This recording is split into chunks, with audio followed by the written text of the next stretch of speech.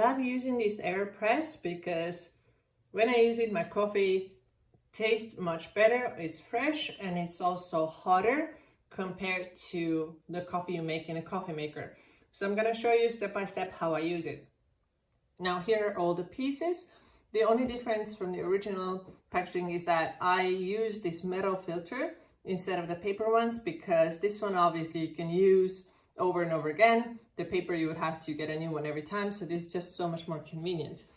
But it works the same as the paper filters. So you're gonna use this part, put the filter in here, and then you're gonna take this part over here and tighten this up, okay? So now we're getting ready to make our coffee.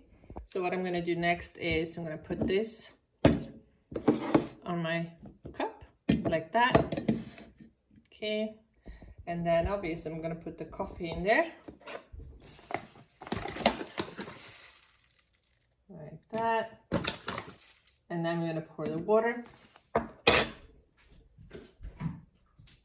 So water in here too.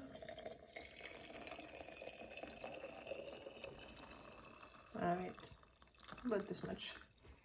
And then I can stir it a little.